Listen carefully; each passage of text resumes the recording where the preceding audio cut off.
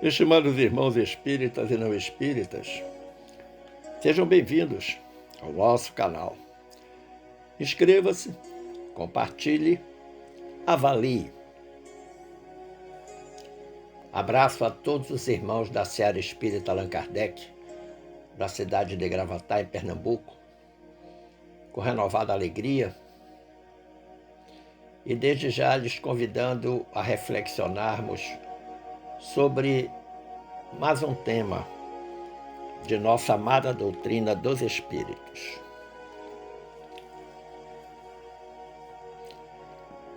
Uma boa noite para todos nós. Apesar do aforismo "o futuro a Deus pertence", urge a todos aqueles que transitam na existência terrena o dever e a responsabilidade de construir o futuro verdadeiro, aquele que é imortal e sobrevive às demandas do dia a dia na Terra. Sim, estou falando do futuro espiritual. Razão pela qual o nosso tema de hoje será na construção do futuro. E a esse propósito, manda-lhes dizer a benfeitora Glorinha: o tempo, Senhor da vida e da razão, convoca-nos à sublime missão de preparação de nosso futuro. Não aquele previsto no calendário, mas o futuro do espírito imortal, criado simples e ignorante, mas dotado de amplas possibilidades de crescimento e progresso.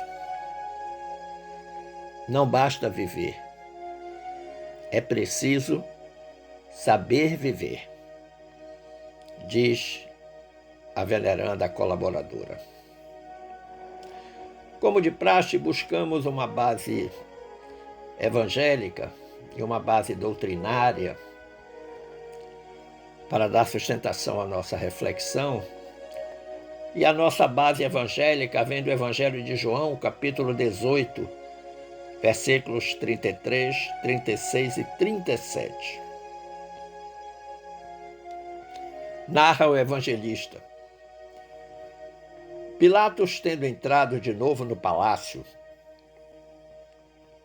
e feito vir Jesus à sua presença, perguntou-lhe: És o rei dos judeus? Respondeu-lhe Jesus: Meu reino não é deste mundo. Se o meu reino fosse deste mundo, a minha gente houvera combatido para impedir que eu caísse nas mãos dos judeus. Mas o meu reino ainda não é aqui. Disse então Pilatos: És, pois, rei? Jesus lhe respondeu: Tu o dizes. Sou rei. Não nasci e não vim a este mundo senão para dar testemunho da verdade.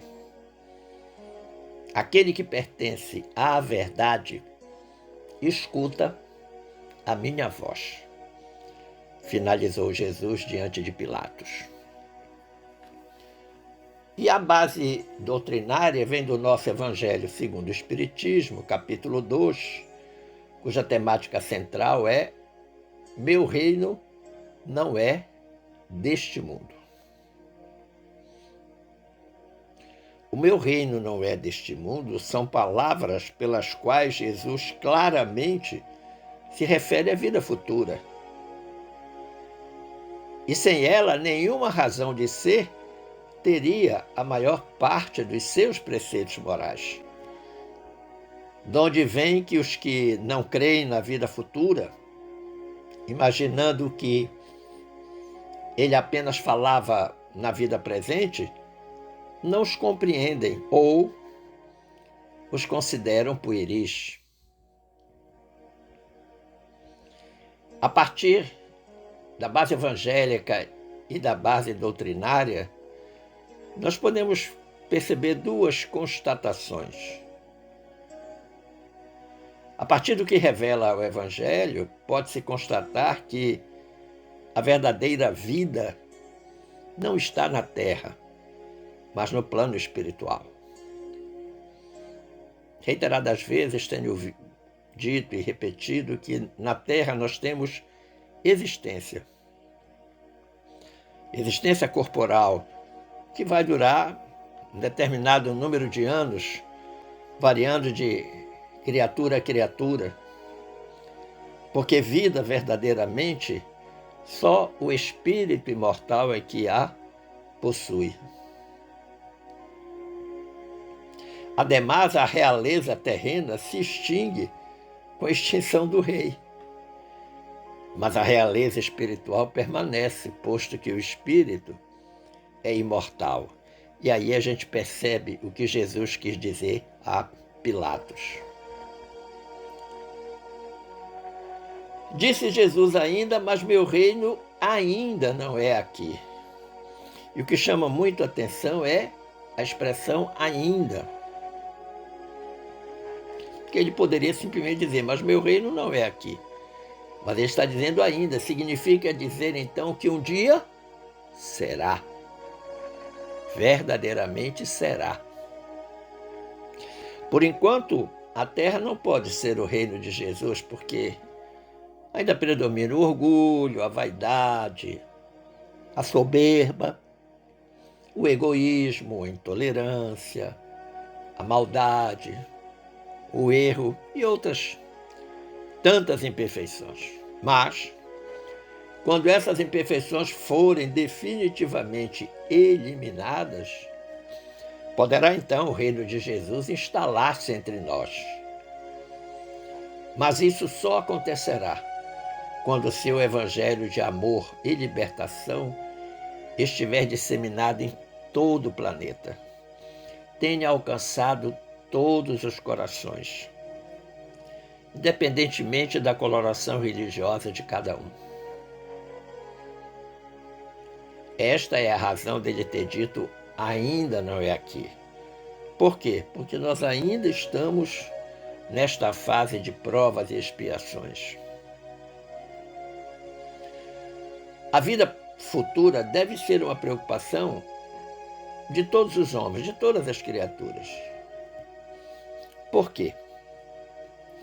Quando entendermos e aceitarmos que estamos vivendo na Terra um período de experiências para aprendizados e para melhorar moralmente, quando nós entendermos e aceitarmos isso, as ocorrências do dia a dia passam a ter um valor muito limitado de importância. Em especial as ocorrências desagradáveis. Elas reduzem-se a um dissabor de momento sobre o qual não vale a pena dar tanta atenção. E nós muitas vezes valorizamos demais essas pequenas contrariedades, estas pequenas decepções, estas pequenas surpresas.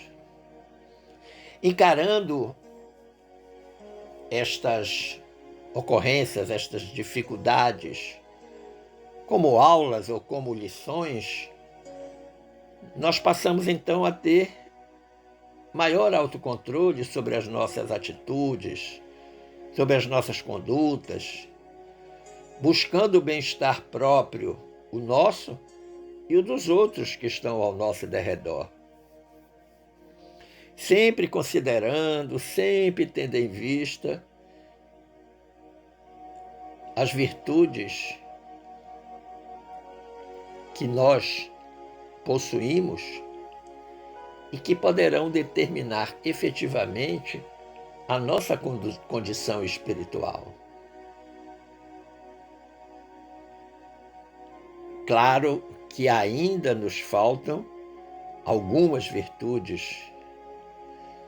Precisamos aprender e a desenvolvê-las. Mas todos nós, de alguma forma, somos virtuosos. Uns mais, outros menos. Mas esse assunto na construção do futuro, quando eu consultei o capítulo 3 do livro da Esperança, que tem exatamente este título, Na Construção do Futuro, eu imaginei que nós poderíamos desenvolvê-la, a reflexão, com base nesses ensinamentos do benfeitor Emmanuel. Ele diz assim, lá no capítulo 3 da obra Livro da Esperança, um livro belíssimo: esperavas pelos irmãos no caminho a fim de te entregares à construção da terra melhor, e quedas-te, ficas, muitas vezes em amargoso desalento, porque tardem a vir. Muitas vezes nós ficamos esperando pelos outros para dar início, para startar um processo que é só nosso. Nós não podemos esperar por ninguém para promover a nossa reforma íntima. Basta que a gente olhe a realidade circundante, que faça o mergulho interior, para que a gente perceba o quão importante deve ser o nosso esforço de produzir a nossa reforma íntima, sem dependermos de ninguém.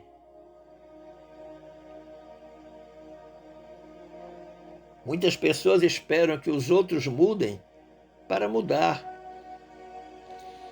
E é uma mudança radical, é uma mudança de sentimento, uma mudança de pensamento, de palavras, de ações. É uma mudança que verdadeiramente só vai acontecer se a existência estiver pautada no Evangelho de Jesus, que é um manual de existência fraterna e caridosa. Se nós lermos o Evangelho de Jesus, os evangelhos sinóticos, pelo menos eles, porque nós temos ainda outros evangelhos de Tiago, nós temos o Evangelho de Madalena, né? Os apócrifos, ditos, classificados pela Igreja Católica como apócrifos, mas que são excelentes, devem ser lidos por todos os cristãos, especialmente os cristãos espíritas. Nós poderíamos ter melhores resultados nesse processo de transformação interior.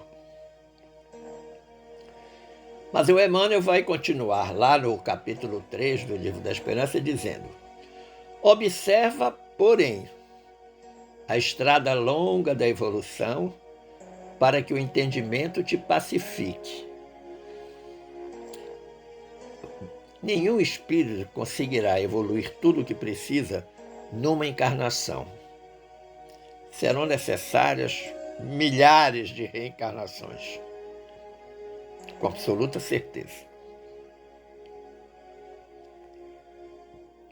O Emmanuel diz: milhares deles são corações de pensamento verde que te rogam apoio.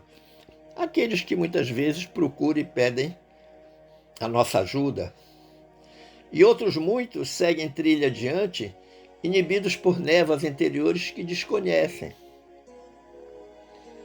Nós também fazemos parte desse grupo. Nós também pedimos apoio a outros que já estão numa condição evolutiva melhor que a nossa. Nós muitas vezes estamos com outras criaturas nessa trilha que o Emmanuel diz que está enevoada, e que muitas vezes as pessoas, nós mesmos, nem conhecemos de fato as nossas dificuldades, aquilo que nos afasta desse processo de transformação interior. Quantos são os que estão muito perto e outros longe, mas cuja existência reclama a nossa consideração, o nosso apreço, porque ainda estão longe dos princípios basilares da própria reforma íntima. São corações que ainda são reféns da materialidade terrena. Pessoas que estão ali do nosso lado, no círculo familiar. Vejo a importância que tem nesse momento um pai, uma mãe, na orientação dos seus filhos. Eles precisam estar afinados com estes postulados que são derivados das leis divinas, das leis de Deus, que estão capituladas no Evangelho de Jesus, para que eles possam, com segurança, conduzir a educação dos filhos de forma cristã. Mas muitas vezes os pais, muitos pais, acabam influenciando os filhos nessa materialidade terrena, tornando eles criaturas extremamente consumistas e às vezes consumistas muito exigentes. O Emmanuel agora diz assim: repara os que se renderam às lágrimas excessivas, choraram tanto que turvaram os olhos, não mais divisando os companheiros infinitamente mais desditosos, a lhes suplicarem auxílio nas vascas da aflição. Interessante. Muitas vezes nós ficamos num estado de profunda tristeza quando não temos, por exemplo, os nossos objetivos alcançados. Às vezes desejamos alguma coisa, pedimos muito a Deus, a Jesus, aos bons espíritos, pedimos,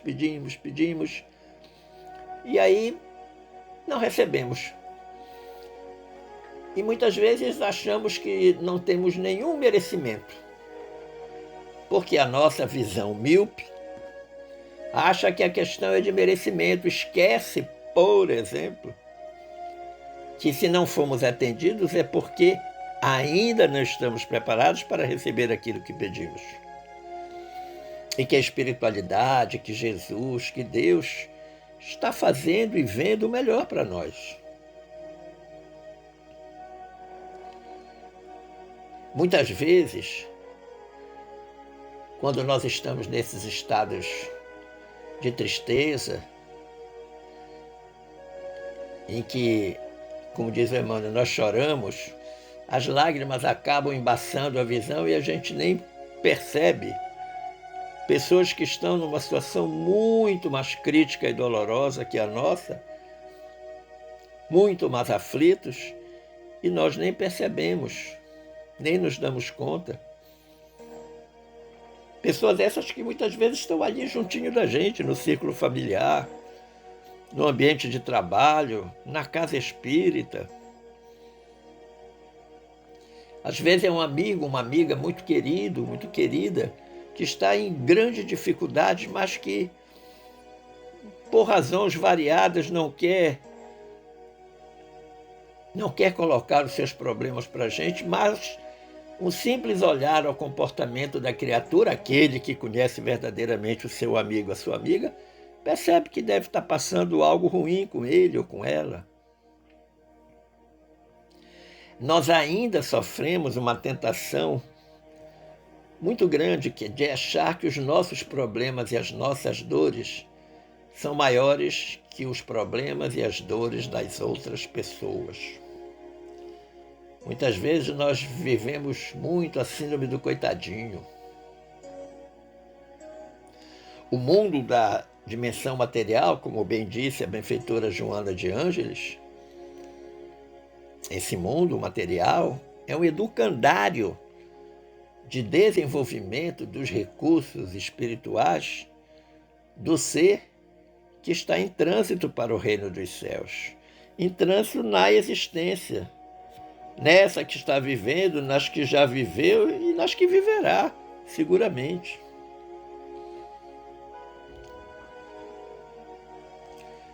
O Emmanuel agora vai dizer o seguinte: contempla os que passam vaidosos, sem saberem utilizar construtivamente os favores da fortuna. Habituaram-se tanto às enganosas vantagens da moeda abundante que perderam o senso íntimo. Olha que interessante. Agora o Emmanuel está chamando a nossa atenção para o perigo da riqueza material, especialmente a riqueza amoedada. Lembremos lá do item 14 da introdução do nosso Evangelho, em que está escrito que a riqueza é um grande perigo. E que todo homem que ama a riqueza não ama a si mesmo e nem ao que é seu. Ama uma coisa que lhe é ainda mais estranha do que lhe pertence. As coisas do mundo são do mundo. O capítulo 16 do nosso Evangelho, lá do item 7, também aborda essa questão da riqueza. E os espíritos e Kardec dizem: se a riqueza houvesse de constituir obstáculo absoluto à salvação dos que a possuem, conforme se poderia inferir de certas palavras de Jesus, interpretadas segundo a letra e não segundo o Espírito, Deus, que a concede a riqueza, teria posto nas mãos de alguns um instrumento de perdição, sem apelação nenhuma. Ideia que repugna a razão, ou repugna. A riqueza ainda é o laço mais forte que prende o homem à terra. Mas Deus deu a riqueza exatamente para que o homem soubesse trabalhar com ela e não tornar-se escravo dela. E muitas pessoas no mundo, algumas até próximas de nós, estão presas a essa riqueza, a essa fortuna, especialmente amoedada. Segue o Emmanuel dizendo: enumera os que se embriagam de poder transitório. Abusaram tanto da autoridade que caíram na exaltação da paranoia, sem darem conta disso. Olha que interessante. Se tem algo que embriaga a criatura humana, é o poder.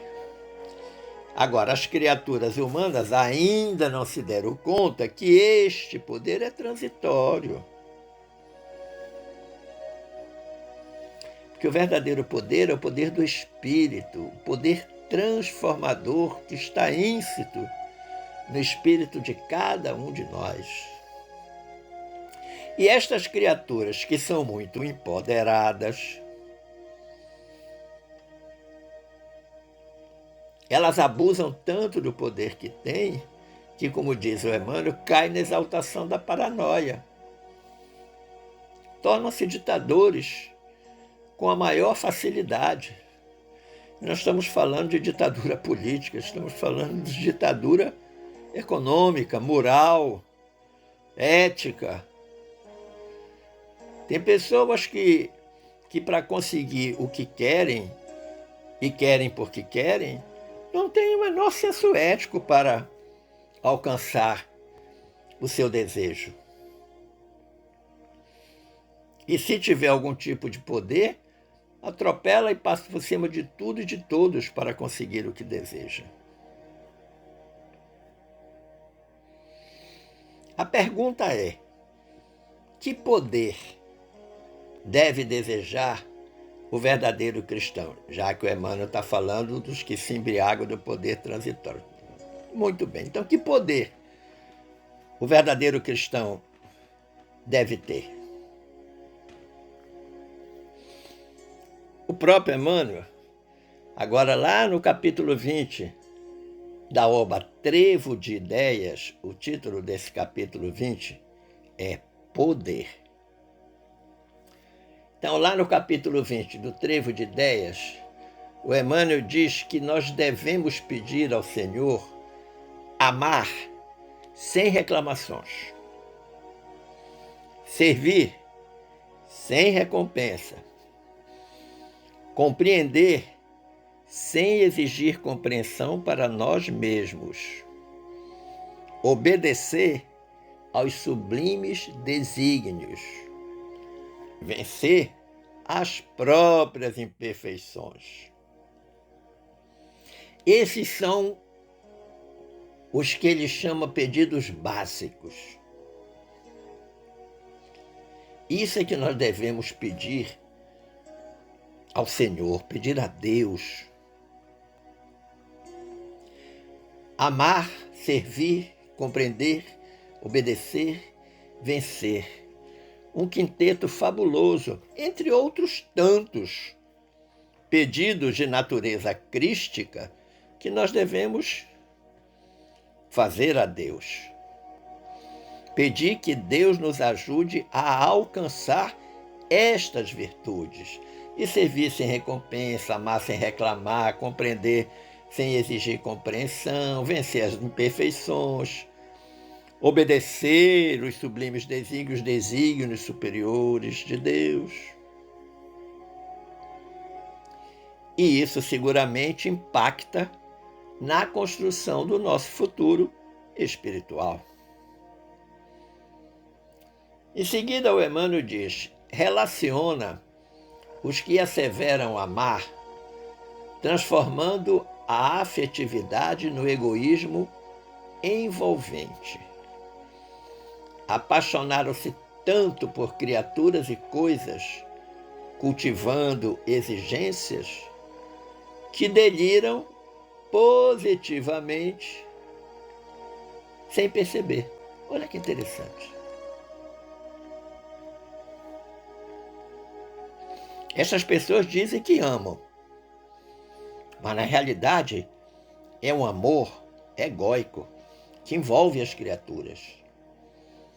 E envolve de tal sorte que tornam o ser muito exigente. E ai daqueles que, envolvidos por ele, não cumprirem as suas exigências, vão passar por graves dificuldades. Muitos são os que ainda transitam nessa condição. A posse dos bens terrenos é quem alimenta a existência de muitos. Tem criaturas que vivem para as suas posses, em função das suas posses, vivem para o consumo, vivem em função do que tem. Vou aproveitar a vida, tudo que eu tenho direito. Chico dizia, falando sobre o desprendimento de Jesus, que a única propriedade do Cristo foi a cruz. E o pior, que muitos ainda não entenderam que esses bens a que tanto se apegam ficarão depois da sua desencarnação. Como ficou a cruz, como um grande símbolo para todos nós. Segue o Emmanuel dizendo, anota os que avançam hipnotizados pelas dignidades que receberam do mundo. Olha aí, interessante. Fascinaram-se tanto pelas honras exteriores que olvidaram os semelhantes a quem lhes compete o dever de servir. Tem pessoas que ficam completamente fascinadas, hipnotizadas, transformadas pelo que o Emmanuel chama de honras exteriores. São aquelas pessoas que, pelo seu cargo, pelo seu poder, despertam nas outras uma certa subserviência. E elas ficam fascinadas por isso. E ficam tão envolvidas naquela vidinha que estão levando, em que são servidas por tudo e por todos, que esquecem de que do lado dela tem um semelhante. O Emmanuel, na realidade, nessa 7ª anotação dele, ele está falando da vaidade, né? No capítulo 101 da obra Fonte Viva, o título do capítulo é Por Trás da Cortina do Eu, o Emmanuel diz que nós conservamos uma lamentável cegueira diante da vida. E se você for na Revista Espírita, ano 3 de junho de 1860, o espírito Georges diz algo muito interessante acerca da vaidade. Georges fala assim: a vaidade se mescla a todas as ações humanas. Então não tem regime de exceção, segundo o espírito Georges, a todas. Ela macula os mais suaves pensamentos, invade o coração, invade o cérebro. Planta maligna abafa a bondade em seu nascedouro. Todas as qualidades são aniquiladas por seu veneno. Para lutar contra ela, é preciso exercitar a prece. Somente ela, a prece, nos dá força e humildade. Olha que extraordinário esta reflexão do Espírito Georges. Está lá na Revista Espírita, no 3, junho de 1860. Olha o que a vaidade é capaz de fazer, né? Primeiro que o sujeito excessivamente vaidoso, tudo que ele faz está maculado, está manchado pela sua vaidade. E o Espírito Georges diz, desde os mais suaves pensamentos até as ações que cada um pratica no dia a dia. Mas também, da mesma forma que ele dá o diagnóstico, ele também dá a terapêutica, ele oferece o remédio. E um remédio poderoso, que é a prece. Prece que deve levar a criatura principalmente para o caminho da humildade, que é o antagonista da vaidade. Diz o nosso querido Emmanuel, nenhum deles, daqueles que estão na caminhada, atrasou por maldade. Foram vítimas da ilusão que frequentemente se agiganta qual imenso nevoeiro na periferia da vida, mas regressarão depois à verdade triunfante para atenderem às tarefas que realizava. Olha que interessante. Aqui o Emmanuel está falando de evolução, né?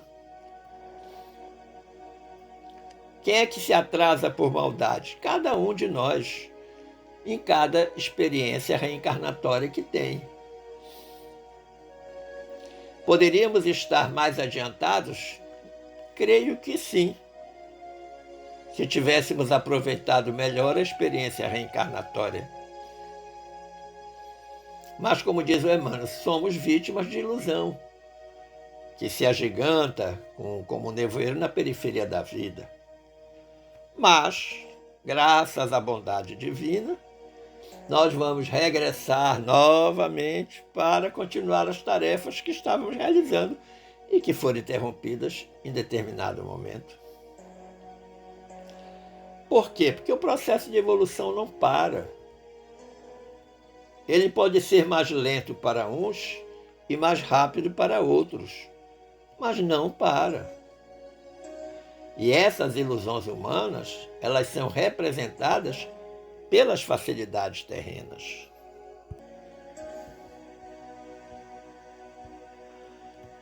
É fato que as ilusões humanas são representadas pelas facilidades terrenas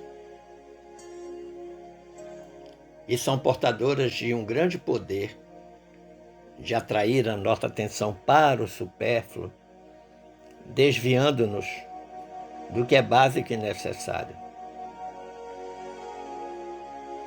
Mas, reitero, que o processo de evolução não para. A velocidade dele depende do esforço de cada um de nós. Emmanuel vai então finalizar esse capítulo do Livro da Esperança dizendo o seguinte: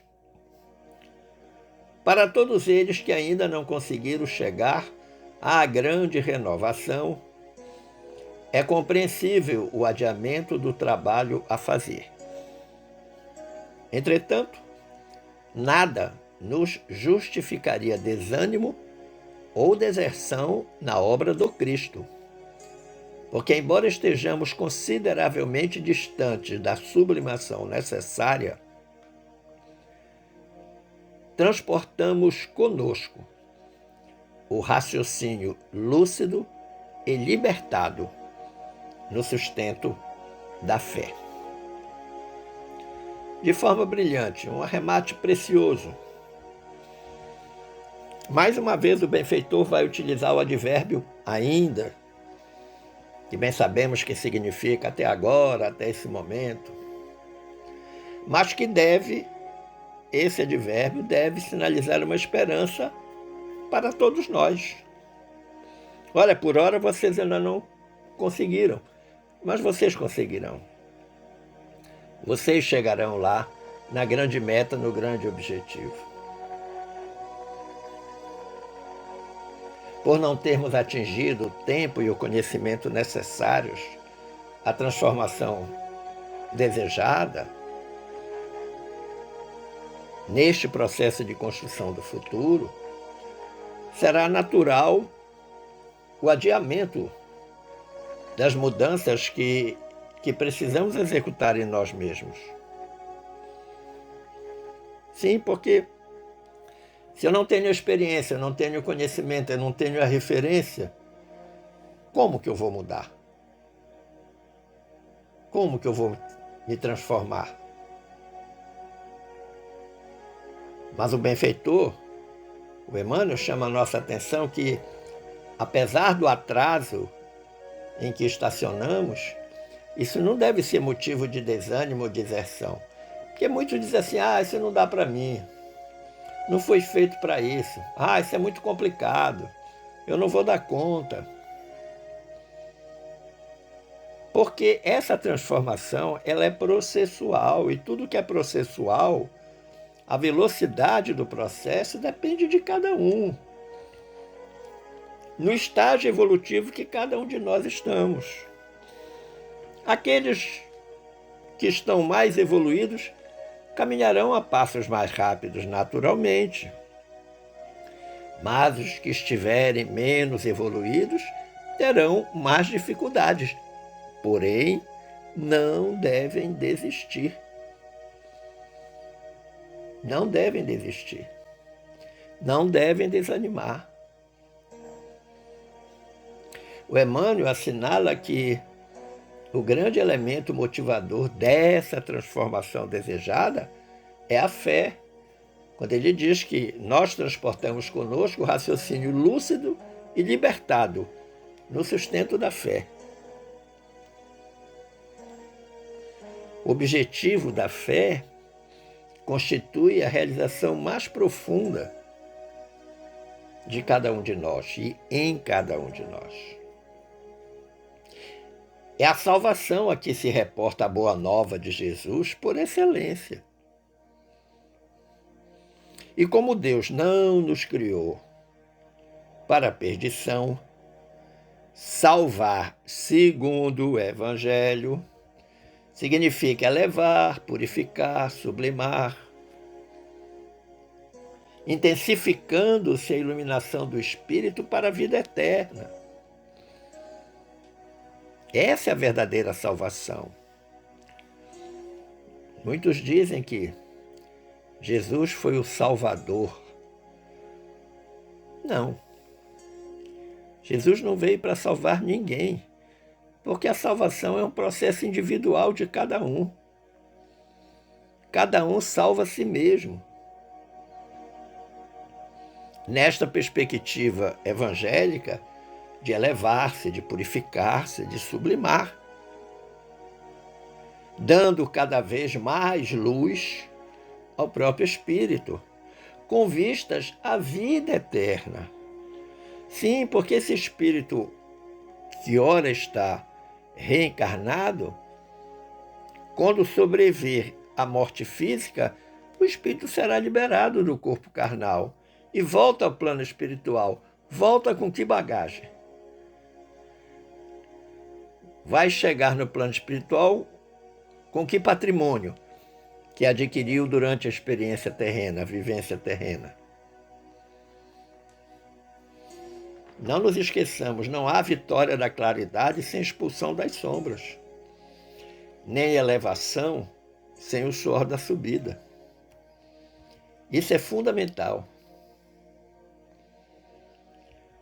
Conclusivamente, meu amigo, minha amiga, com base nesse texto do Emmanuel que está no capítulo 3, do Livro da Esperança, parece lícito concluir que a subida aos cimos da vida espiritual, a construção desse futuro, exige suor, exige sacrifício, disciplina, abnegação, entrega.